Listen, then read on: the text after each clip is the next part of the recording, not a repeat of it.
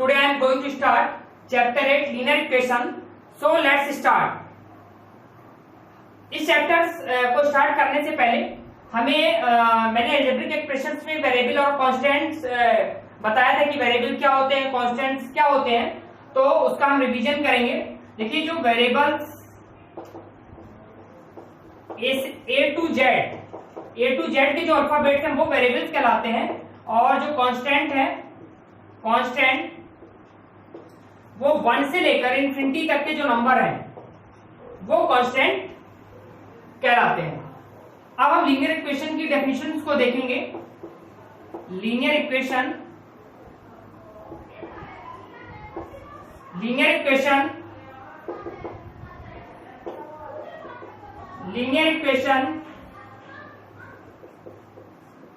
is an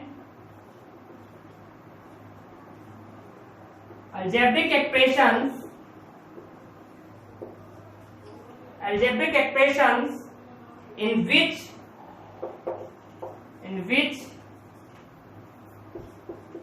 each term has an exponent of 1 and the graphic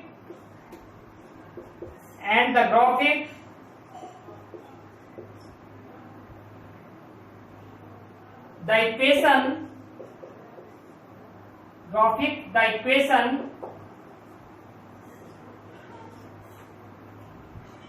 result in a straight line. तो देखिए मैंने जो definition लिखा वो linear equation is an algebraic expressions in which each term has an exponents of 1. Means algebraic expressions में जो term होगी उसमें एक्सपोनेंट्स की जो पावर होगी वो 1 होगी, and the graphic the equations result in a straight line. और जब हम उसे ग्राफ में रिप्रेजेंट करेंगे तो एक स्ट्रेट लाइन में शो होगा, वो इक्वेशन स्ट्रेट लाइन में शो होगी. तो इसको एक एग्जांपल से समझेंगे. जैसे y equal to 3x plus 2. यहां पर देखिए जो वेरिएबल है, वेरिएबल क्या है, यहां पर x और y वेरिएबल है तो इसकी पावर क्या है 1. और यही हमने डेफिनेशन बताया कि जो वेरिएबल्स की जो पावर होगी है ना, तो वो क्या होगी 1 होगी. अब हम एक्सरसाइज 8.1 शुरू करेंगे. 8.1 एक्सरसाइज 8.1 का जो क्वेश्चन है वो है सॉल्व द फॉलोइंग.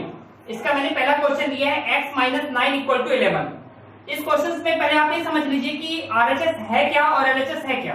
देखिए जो ये मेरा राइट हैंड है तो इक्वल के जो इधर है मींस 11 वो RHS है, और इक्वल के जो इधर है मींस मेरे लेफ्ट हैंड की ओर तो ये आपका LHS है.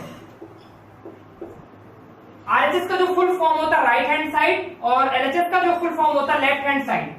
तो यहां पर जो भी वेरिएबल्स हमें इक्वेशंस में दिया होगा तो उस वेरिएबल्स की वैल्यू को फाइंड करना है. और ये भी ध्यान में रखना है कि जब हम वेरिएबल्स LHS से RHS में ले जाएंगे तो उसका साइन चेंज हो जाएगा. इसी टाइप से जब हम कांस्टेंट LHS से RHS में ले जाएं या RHS से LHS में ले जाएं तो उसका साइन चेंज हो जाएगा. ये सब मैं आपको समझाने के लिए बताया हूं, क्योंकि इसी को देख के आप सॉल्व करेंगे तो आपका मिस्टेक नहीं होगा. तो देखिए जो क्वेश्चन है x माइनस 9 इक्वल टू 11. यहाँ पे वेरिएबल क्या है x, तो मैं क्या करूंगा कांस्टेंट को 11 के पास ले जाऊंगा तो क्या हो जाएगा x इक्वल टू 11, ये माइनस 9 है तो हो जाएगा प्लस 9. तो यहाँ पे लिख देंगे बाय ट्रांसपोजिंग. देखिए x 11 प्लस 9 क्या हो जाएगा 20, तो x इक्वल टू 20. ये आपका आंसर हो गया. और यहाँ पे हम लगा सकते हैं दिस इंप्लाई दैट. ये आपका आंसर हो गया. इसके बाद इसका जो थर्ड क्वेश्चन है वो है देखिए x plus 3 equal to minus 3. देखिए यहां पर भी वेरिएबल x है तो हम क्या करेंगे कांस्टेंट को उठा के दूसरी साइड में ले जाएंगे. तो हम इस 3 को उठा के इधर ले आएंगे तो ये प्लस 3 है तो क्या हो जाएगा माइनस 3. तो देखिए इधर x इक्वल टू -3 तो क्या हो जाएगा, यहां पर लिख दीजिए, यहां पे हो जाएगा -3 और -3 -6, तो x इक्वल टू -6 और यहाँ लगा देंगे दिस इंप्लाई दैट, तो ये आपका x इक्वल टू -6 क्या आ गया, आंसर आ गया। और आप यहाँ लिख देंगे बाय ट्रांसपोजिंग। इसके बाद क्वेश्चन नंबर 4 देखेंगे, वो है आपका 4x। क्वेश्चन नंबर जो 4 है, 4x इक्वल टू 12। देखिए यहाँ पर जो वेरिएबल है वो x है और 4 और x का आपस में मल्टीप्लाई है, तो हमें वेरिएबल की वैल्यू को फाइंड करना है। तो देखिए 4 जब इधर आएगा तो अभी यहाँ 4 और x का मल्टीप्लाई है, सॉल्व हमारा यही शुरू हो गया, तो क्या हो जाएगा, 4 इधर आएगा तो डिवाइड हो जाएगा, तो x इक्वल टू 12/4 मीन्स 4 3 जा 12, और यहां पे लिख देंगे बाय ट्रांसपोजिंग,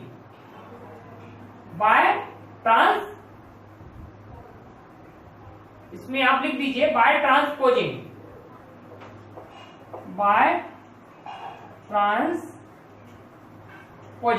तो और यहां पे आप दिस इंप्लाई दैट लगा सकते हैं, तो x इक्वल टू आपका क्या आ गया 3, ये आपका आंसर हो गया।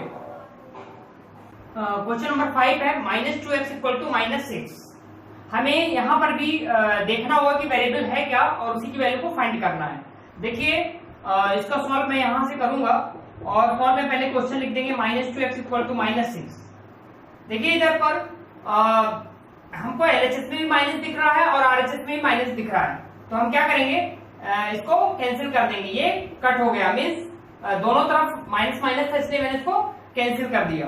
अब देखिए इधर हमारे पास क्या बचा, 2x इक्वल टू 6। अब हमें x की वैल्यू को फाइंड करना है, तो ये 2 और x का आपस में मल्टीप्लाई, यहाँ पे आप दिस इंप्लाई दैट लगा सकते हैं, इसको आप ऐसा भी लिख सकते हैं 2 × x equal to 6।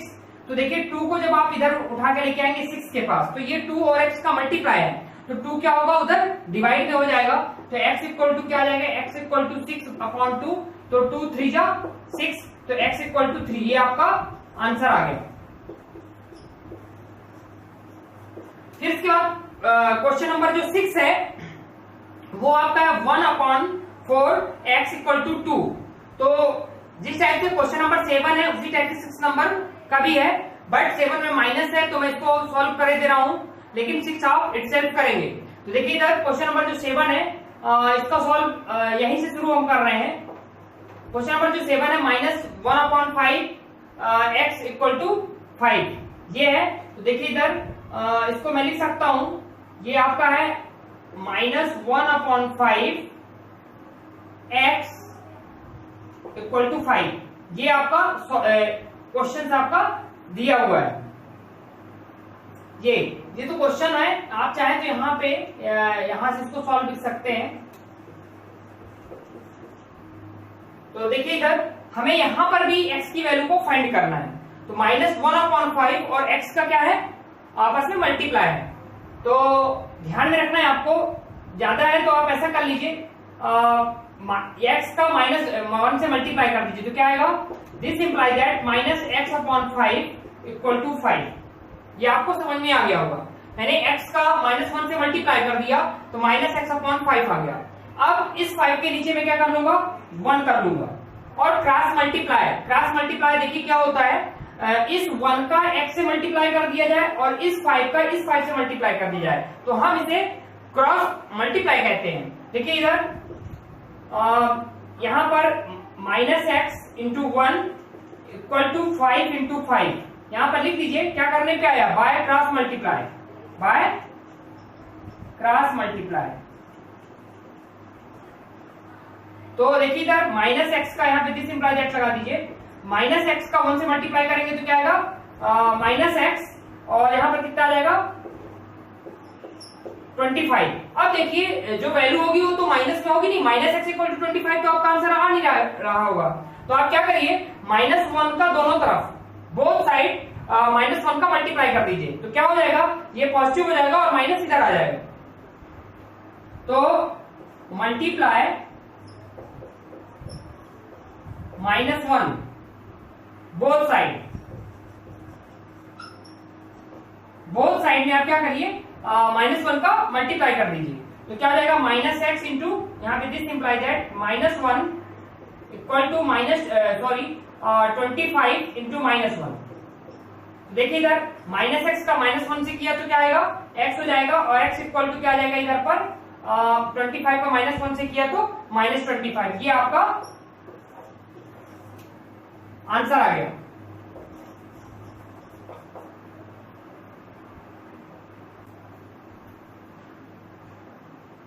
Question number 8 है 15x - 9 + 11x = 35। यहां पर देखिए हमें वेरिएबल क्या दिख रहा है, x दिख रहा है। तो ये आपका क्या है, LHS और ये RHS। तो देखिए इधर अभी हमें सॉल्व हम उसको यहीं से शुरू करेंगे। देखिए इधर अभी हमें यहाँ पर भी x दिख रहा है और यहाँ पर भी x दिख रहा है, मीन्स 15x और प्लस 11x। तो हम क्या करेंगे, इसको अभी यहाँ पर ऐड भी हो जाएगा तो ऐड कर लेंगे। इससे क्या होगा, आपका ये आपको सिंप्लीफाई करने में आसानी जाएगी। तो 15x और 11x को प्लस कर लीजिए, तो 15 और 11 क्या होगा 26, क्योंकि ये भी प्लस में है और ये भी प्लस में है। तो 26x - 9 = 35। अब देखिए वेरिएबल अकेला है और -9 कांस्टेंट है और +35 कांस्टेंट है। तो मैं -9 को उठा के 35 के पास ले जाऊंगा, तो क्या हो जाएगा 20। This implies that 26x = 35 + 9 by transposing. ये +9 क्यों हो गया भाई, +9 इसलिए होगा क्योंकि हमने LHS से RHS में -9 को उठा के ले गए। तो 35 और 9 कितना हो जाएगा आपका 9 5 14 और कैरी 1 और 3 1 4 मींस 44। तो 26x = 44। तो देखिए 26 और x का मल्टीप्लाई है, 26 और x का मल्टीप्लाई है आपस में। तो देखिए 26 इधर आएगा तो क्या हो जाएगा, तो 26 इधर आएगा तो क्या होगा, डिवाइड हो जाएगा। तो क्या हो जाएगा, देखिए x = 44/26। अब इसको आप एक टेबल से काट दीजिए। देखिए इधर किससे जाएगा, ये 2 की टेबल से, 2 1 जा और 2 3 जा, और ये हो जाएगा 2 2 जा। मीन्स आपका जो आंसर आया x = 22/13। This imply that x = 22/13। ये आपका आंसर आ गया। Question number 10 5x - 39 + 8x = 0। हमारा सॉल्व यहीं से शुरू होगा। और देखिए यहाँ पे जो वेरिएबल दिख रहा है x और x, तो देखिए ये दोनों अभी इनको हम ऐड कर सकते हैं 8x और 5x। तो क्या हो जाएगा 8 और 5 13x, या ऐसा लिख के कर लीजिए आप, पहले पास में लिख लो तो आपको समझ में आए 5x + 8x - 39 = 0। तो देखिए 8 और 5 कितना हो जाएगा 13x - 39 = 0। अब देखिए 39 को इधर ले जाएंगे हम 0 के पास, तो क्या हो जाएगा, देखिए 30x = 0। ये साइंस का चेंज आएगा तो +39 जाएगा, लिख देंगे बाय ट्रांसपोजिंग।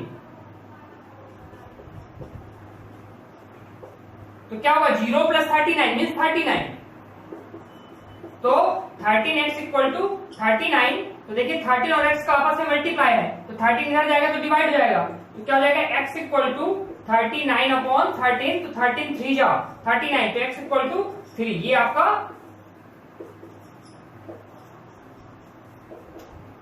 आंसर आ गया। अब देखिए अभी मैंने 10 नंबर का किया है और 11 और जो 12 है वो एक से है क्वेश्चन। तो मैं 12 नंबर बता दे रहा हूं आपको। जो 12 नंबर है आपका 5x - 23 = 17।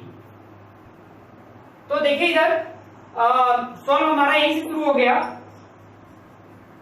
देखिए हम इस 23 को उठा के 17 के पास ले जाएंगे तो क्या हो जाएगा, ये -23 है तो +23 हो जाएगा। तो 5x = 17 + 23। तो इसमें प्लस करेंगे तो आपका क्या हो जाएगा 23 और 17 आपका 40 हो जाएगा 40। तो 5x = यहां पे लिख दीजिए आप बाय ट्रांसपोजिंग। तो अब देखिए 5 और x का आपस में मल्टीप्लाई है, तो 5 इधर जाएगा तो क्या हो जाएगा डिवाइड। तो x = क्या हो जाएगा 40/5। तो 5 8 जा 40, तो 8 मींस x = क्या आ गया, x = 8। ये आपका आंसर आ गया x इक्वल टू 8 क्या आ गया आपका आंसर आ गया. From here this exercise completes, and if you are facing any problem in the question of this exercise, then you can ask me. Till then, good day, thank you.